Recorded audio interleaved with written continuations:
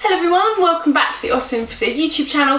Today we are continuing with our post-pregnancy series and we are going to be addressing pelvic girdle pain. So pelvic girdle pain is incredibly common among women in pregnancy, but can also persist after, and it can be really debilitating. It can be causing pain typically around the front of the pelvis, around the pubic symphysis, around the back of the pelvis into the sacroiliac joints, around that area.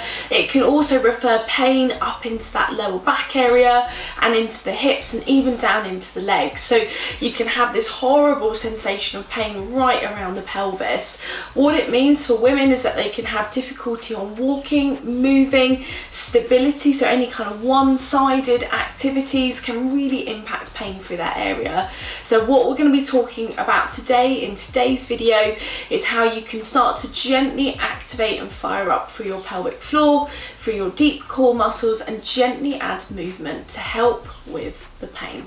So a little side note here about pelvic girdle pain. More recent research indicates that they're not 100% sure on the exact cause of this pain. Originally they thought it was strain and pressure on the joints due to everything enlarging and expanding during pregnancy. So they're not 100% sure. So what is really important if you're experiencing this pain is that you get it assessed by a musculoskeletal expert, your GP or a midwife first, so that you know exactly what is causing your specific pain, and then if they're happy and you can continue with exercise, then maybe you can start to add these in if they're suitable for you. So the first exercise we're looking at for pelvic girdle pain is all about activation of your deep TA muscles, so diaphragmatic breathing to activate around this area. So as we breathe in, we push the tummy out, keeping the back flat, and as we breathe out, we pull the tummy in tight towards the floor, holding that activation for 5 seconds. The reason why this is so important is if we can activate through the deep core muscles that blend down and attach around into the tummy, into the pelvis, what this means we can regain some stability after pregnancy, which will help with that pelvic movement and also preventing lower back pain. So really important. Once you've done this, we're now going to move on to doing the breathing with the pelvic floor. I've put the feet together because for me sometimes that can be a little bit easier to feel your pelvic floor firing. So as you breathe in, you push the tummy out, and as you breathe out, you do the same as before, where you pull the tummy towards the floor. But what you're trying to imagine is you're lifting up through the pelvic floor. So imagine you're lifting up towards your belly button at the same time and then holding that activation.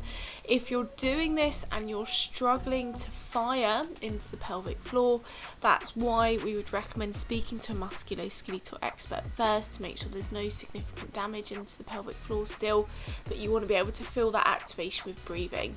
Next, you want to fire up into the glutes, glutes. And as you come up, you're going to want to have the core tight. You want to be lifting up through your pelvic floor. So you want to almost do that before you lift up into your glutes. And you want to hold that for 5 seconds. It's really important here that you do it lovely, slow and controlled. You'll be able to see kind of your overall stability, how it feels. But if we can fire up through the glutes, that's going to add a lot of stability around the pelvis, take a lot of pressure off around the front of the pelvis, and just make everything feel a lot more stable and stronger. If you want to take it to a whole new level, so if you're finding it all quite easy or something that you might want to add into later once you've kind of got your head around the initial exercises, is you can do the same thing again. So as you're breathing in, you're activating through the core and into that pelvic floor, and then you're lifting up. So what you're doing with the band is you're pushing out with the knees to fire as you're coming up into a glute bridge. So you can get these off, Amazon, different places. You can order different strengths. I would recommend a pack that's got more than one size or strength in there, just so that you can build it up over time, and you're aiming for about 10 to 15 reps. It's all about enhancing that glute activation with the bridge. And then again, if you feel like you can do this, I'm going to show 2 versions. You can either lift up into the bridge and then gently push the knees apart to activate into your glute medius minimus, so your stabilizers around the side of the pelvis, holding for 5 seconds, aiming for about 10 to 15 reps. Or if this is too much of a challenge, which for a lot of people it might be, you can lift up into the glute bridge, and when you come up to the top, that's when you push your knees apart. So you're almost doing it in 2 parts. You're lifting up, pushing apart, back together and then coming back down. It's a little bit more controlled, it makes it a little bit easier. And then finally, once you've done that, so you've activated through the glutes, we've got everything stable, you've done your breathing and your core stuff, you can then enhance that core activation even more. So what's really important with this is that you can happily hold that core and that pelvic floor tight with the back flat on the floor. You're not arching the back, it should be completely flat and the core controlled, and it should be lovely, slow and controlled, pushing the feet towards the floor.